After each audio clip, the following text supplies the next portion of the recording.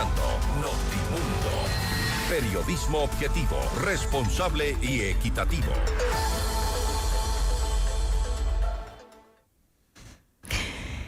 Saludamos a esta hora al doctor Marcelo Fernández de Córdoba, ex vicecanciller de Ecuador, y también a la licenciada Natalia Encalada. Ella es coordinadora de la Escuela de Ciencias Políticas y Relaciones Internacionales de la UIDE. Muy buenas tardes y gracias por acompañarnos en este espacio informativo. Bienvenidos a ambos. Gracias por estar junto a nosotros en esta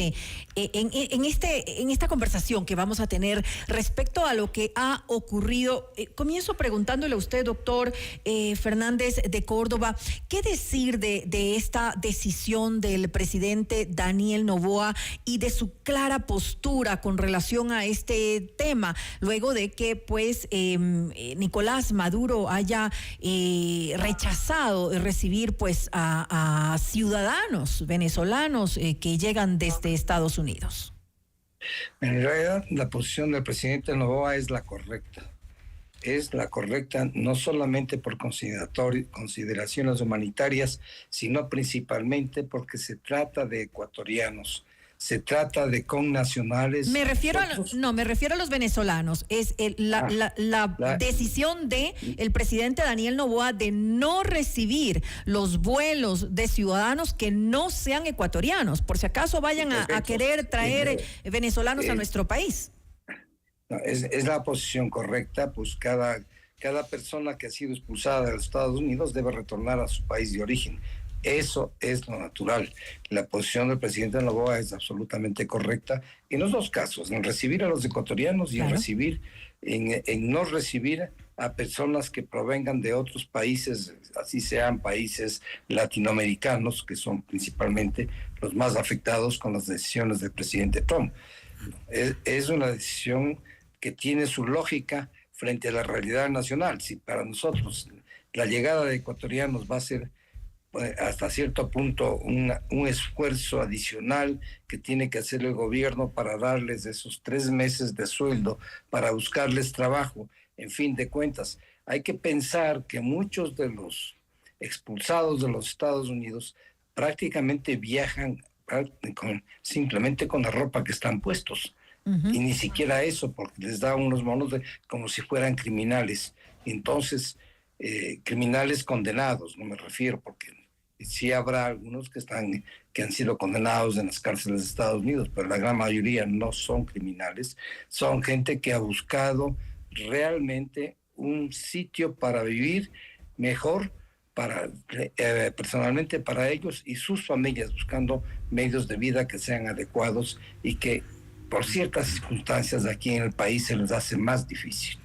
Ahora, Natalia, no sé si nos escuchan, a propósito de esta decisión, de esta declaración del presidente Noboa, ¿qué tipo de filtros debería Ecuador establecer, por ejemplo, para que ciertos ciudadanos que hayan sido deportados tanto hacia Colombia, hacia Venezuela, sabemos que suelen filtrarse muchas veces a través de las fronteras? Ecuador ha sido un país que ha sido catalogado de alguna forma como el destino de algunos de estos ciudadanos. ¿Debería haber otros filtros adicionales? Bienvenida. Bueno, muchas gracias por la invitación. Buenas noches, es un gusto estar con ustedes. Sí, este tema es complejo, ¿no? El tema migratorio siempre genera mucha controversia porque no estamos hablando de mercancía ni de cosas físicas, de objetos. Estamos hablando de personas y están inmiscuidos también los derechos de estas personas, ¿no? Entonces, en general ha sido muy controversial la política de Donald Trump, pero responde también a su soberanía. Los países en el mundo tienen el derecho de decidir sobre su migración por sus derechos soberanos, ¿no? Y en ese sentido, pues esta política que está aplicando los Estados Unidos es de cierta forma unilateral, pero requiere también, como bien se ha mencionado, una aceptación de los países, ¿no?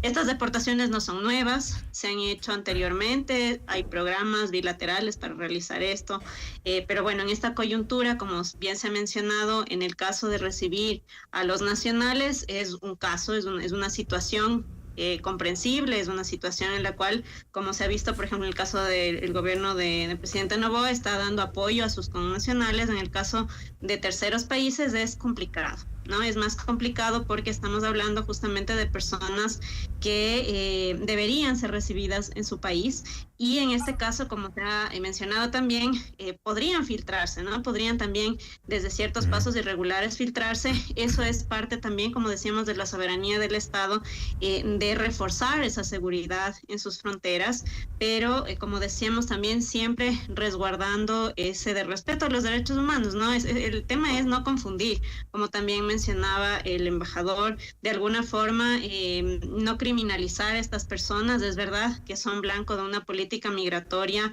bastante restrictiva por parte de los Estados Unidos. No todos ellos son criminales, pero si en este caso el Ecuador está bajo su potestad soberana negándose a recibir a migrantes deportados venezolanos, pues tiene todo su derecho.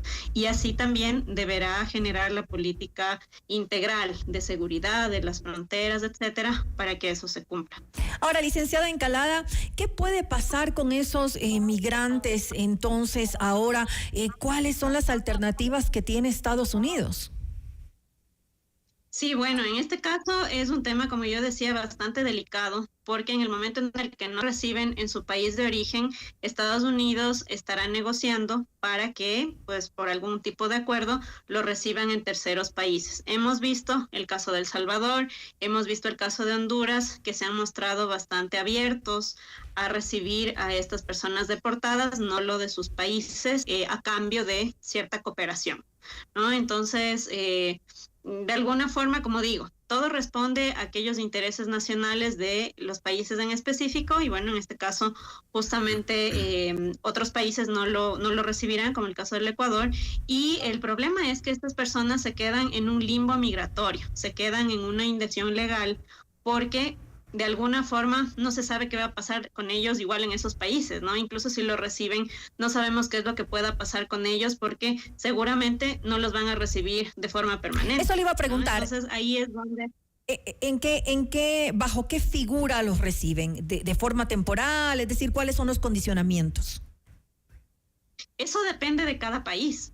Eso depende de cuáles sean los acuerdos que hagan con los Estados Unidos y entiendo que, por ejemplo, en el caso de aquellas personas privadas de la libertad que han sido transferidas de cárceles de los Estados Unidos por delitos graves, por ejemplo, en El Salvador, tienen un acuerdo, ¿no es cierto? Incluso con un costo por persona privada de la libertad, pero eso ya depende, ¿no es cierto?, de cada país. Por eso es que decimos están en una incertidumbre, están en un limbo, porque seguramente esos términos y esas condiciones están siendo negociadas. A mí me parece que por eso es que el presidente Noboa se adelanta un poco como para dar una postura clara, ¿no?, de que el Ecuador no estaría abierto a ese tipo de negociaciones. Ahora, dada esta postura, doctor Fernández de Córdoba, ¿qué tipo de mecanismo podría establecer el gobierno o el Ecuador, el Estado ecuatoriano en este caso, para no caer en vulneración de derechos, por ejemplo, en caso de ciudadanos de otros países, y tener también estos filtros adecuados para que no puedan permearse este tipo de ciudadanos que eventualmente incluso tienen en algunos casos pasado judicial, en otros casos son ya están buscados por la justicia en otros países, y hemos visto un poco lo que ha ocurrido a lo largo de los años sin este tipo de filtros? ¿Cómo sería una manera, por decirlo de otra forma, creativa en que el gobierno del Estado ecuatoriano permita estos mecanismos o filtros? En primer lugar, yo creo que el Estado ecuatoriano debe exigir un documento del que es realmente ecuatoriano. Ese documento naturalmente es la cédula de identidad, o un pasaporte emitido por el Ecuador, que podría también suplir a eso. Si no tiene esa documentación, el Estado ecuatoriano tendría que verificar si realmente nacieron en el Ecuador. En el Ecuador las nacionalidades se adquiere por el ius solis, es decir, la persona que nace en el Ecuador adquiere la nacionalidad ecuatoriana. Entonces ese sería el primer paso. El segundo paso, que es un poco más complicado en el caso de delincuentes, supongamos que hay delincuentes ecuatorianos que han cometido delitos en el exterior, no en el Ecuador, en el exterior, ellos deberían cumplir las penas respectivas en el país que cometieron los delitos, en este caso en Estados Unidos. Ahora, hay que pensar que que hay que mirar la peligrosidad de que estos delincuentes, que para el Ecuador, para que así sean ecuatorianos, pues no nos interesa que vengan al país a agravar la situación de inseguridad, por ejemplo, que tenemos actualmente. No nos interesa eso, ¿no? Entonces se requiere una colaboración estricta con los medios judiciales de Estados Unidos para saber qué tipo de delitos han cometido los ecuatorianos expulsados y cuál ha sido la gravedad de ese delito. Ahora bien, yo pienso que si el delito es en Estados Unidos, tiene que cumplir allá, porque no sería una carga para el Estado ecuatoriano que vengan a cumplir.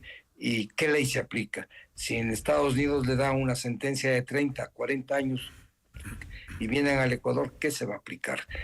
Ahí resulta un tema bastante delicado de derecho internacional privado para ver qué es lo que hay que aplicar. Yo pienso que hay que aplicar el tema del sitio en que se cometió el delito, es decir, la jurisdicción le da en el sitio en que se cometió el delito. Eso es más o menos la norma general. Y yo creo que esos son los requisitos fundamentales para aceptar a un ecuatoriano. Ver que este ecuatoriano sea realmente ecuatoriano, que posea una cédula de identidad o un pasaporte legalmente emitido. Hay que tener mucho cuidado que en algunos momentos se emitieron muchos pasaportes falsificados, pasaportes ecuatorianos que no fueron emitidos por la autoridad respectiva o a su vez fueron frutos de alguna ilegalidad. De eso tiene que tener cuidado el momento que se recibe a estas personas y que van a ingresar al Ecuador. Y supuestamente si existen dentro de los grupos que envían los Estados Unidos personas que son de otros países, el Ecuador claramente debe decir no los aceptamos. Y eso debe hacérselo. Ya el presidente ha tomado medidas a hacer pública su posición, hacerlo saber a los Estados Unidos que nosotros no vamos a aceptar a personas de otras nacionalidades.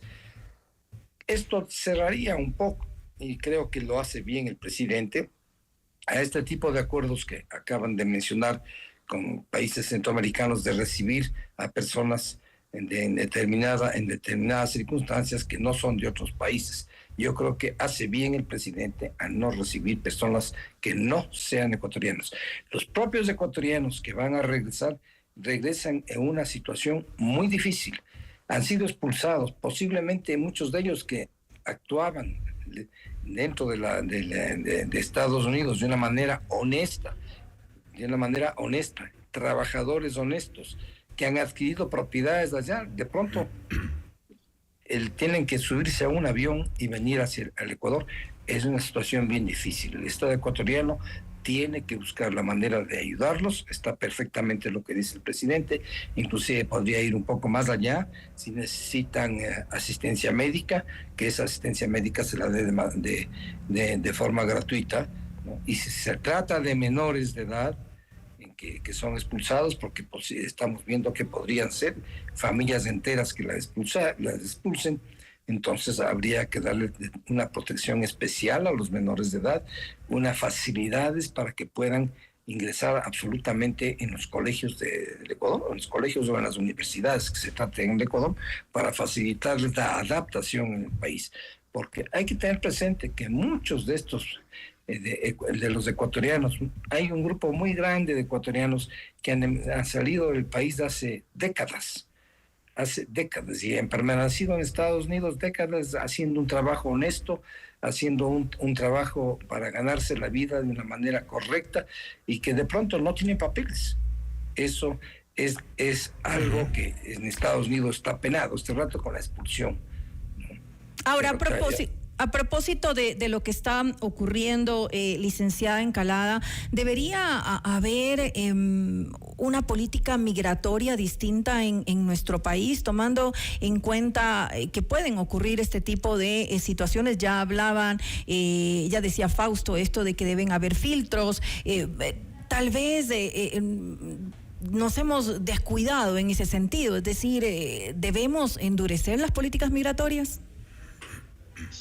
Yo pensaría que no debemos caer, digamos, en la securitización total de la política migratoria. Como bien mencionábamos, es verdad que sufrimos una crisis de seguridad, etcétera, y ya se piden, de hecho, ciertos documentos, como bien ha mencionado ya, el récord policial, etcétera, para el ingreso. Obviamente, aquellos pasos irregulares no respetan ese tipo de filtros, ¿no?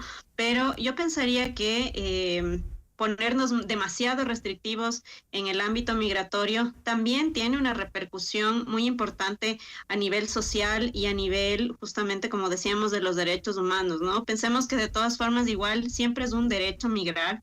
Estas personas, como bien ya se ha mencionado, son doble y triplemente vulnerables, incluso a redes de tráfico. Pensemos que incluso nuestros mismos compatriotas ecuatorianos que han ido hacia los Estados Unidos y se encuentran en situación ilegal es justamente porque han sido víctimas de estas redes de trata y tráfico de personas. Entonces, estas personas que ya de por sí han sido víctimas de estas redes, pueden ser revictimizadas con este tipo de políticas excesivamente restrictivas. Entonces, yo pensaría que justamente sí, es verdad, el Estado tiene que generar estas políticas de seguridad, pero justamente sin olvidarse de los derechos y también de la sensibilización ante estos casos, ¿no? Obviamente, cuando estamos hablando, es otra cosa cuando estamos hablando de personas, como bien se mencionaba, que han tenido sentencias, etcétera, y que realmente no van a aportar al país. Ahí sí se debería poner mayores filtros y tratar de evitar justamente que estas personas regresen porque realmente no van a aportar. No obstante, aquellas personas que están sufriendo, digamos, de esta situación como una crisis social, económica, humanitaria, etcétera, pues creo que justamente estos dramas sociales deben enfocarse en apoyarles. Ahora bien, Natalia, de acuerdo a las decisiones de Donald Trump en Estados Unidos, las declaraciones de Nicolás Maduro en Venezuela, lo que ha dicho Daniel Noboa en Ecuador, estamos hablando de un nuevo régimen o una nueva política necesaria de migración en toda la región. Todo esto va a cambiar, la llegada de la era Trump a Estados Unidos va a cambiar todo el panorama migratorio en la región. Definitivamente todas las políticas que tome en todos los ámbitos, ¿no es cierto?, incluido el migratorio, en los Estados Unidos va a afectar a la región. Eso es indiscutible y de alguna forma tiene que ser mitigado por parte de los gobiernos, sobre todo los latinoamericanos, porque lamentablemente vemos que hace mucho tiempo que Estados Unidos no se centraba tanto en América Latina, pero lamentablemente, como decimos también, no ha sido para una cooperación positiva, sino más bien en este momento es para mirarnos como el problema, ¿sí? Y generarnos este tipo de políticas como la deportación, como el corte de la cooperación, etcétera. Entonces, bueno, en ese sentido, justamente se ve una reconfiguración geopolítica no solo en la región, sino en el mundo por este cambio, estos giros que está dando los Estados Unidos. No obstante, como yo digo, en algún momento estos extremos, no solo en lo migratorio, también hemos visto el tema de los aranceles, el tema económico en sí, de la cooperación, va a tener repercusiones también en los Estados Unidos. Pensemos que en el momento en el que ellos están deportando una mano de obra que de alguna forma es barata para ellos y que realiza todas las actividades que los mismos estadounidenses no quisieran realizar, va a tener una afectación fuerte en la economía.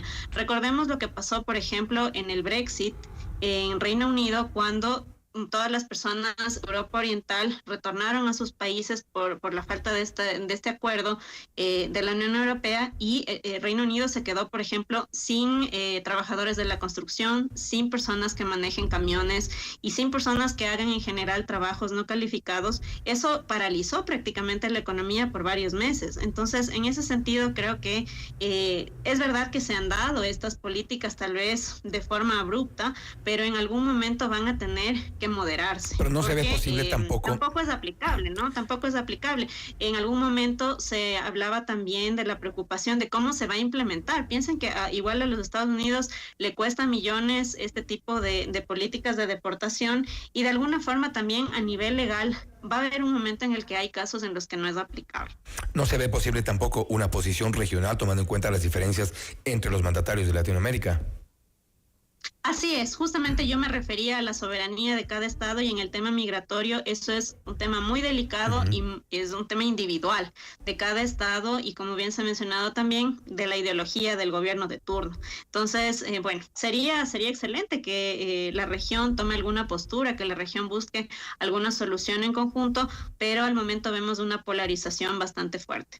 Ahora, doctor Fernández de Córdoba, ¿cómo leer esta decisión del gobierno norteamericano de sacar a Chevron del país de Venezuela?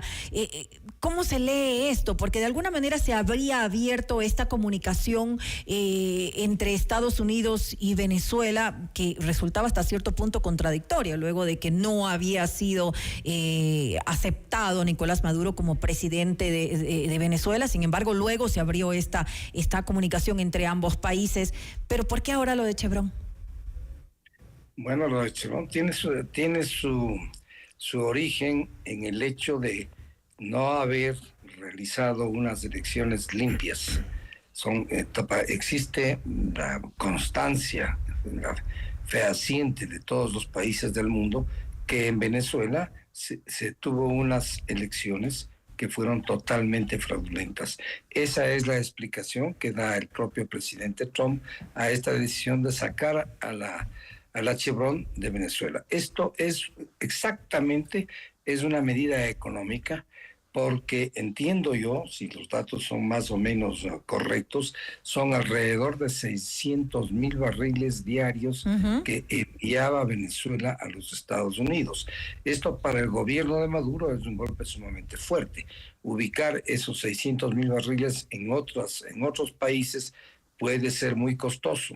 Tendrán que buscar, bajar los precios para que exista una ventaja de compra, una ventaja adicional frente a otros países que por lo general están mucho más lejos que los Estados Unidos. Los Estados Unidos, en cierto sentido, la gran ventaja de Venezuela para los Estados Unidos es la cercanía.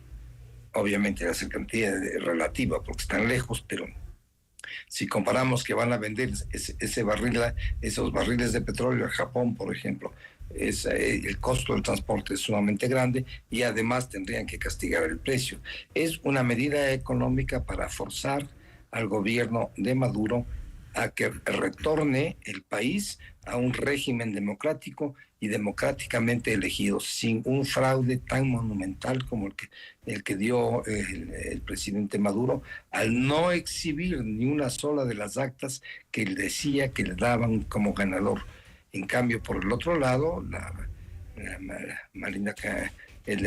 por el otro lado, los opositores presentaron las actas en casi un 90% que les daban como ganadores a ellos. Eso realmente es una farsa, que es una tomadura del pelo al nivel internacional. Esa me parece que es la motivación que tiene Trump.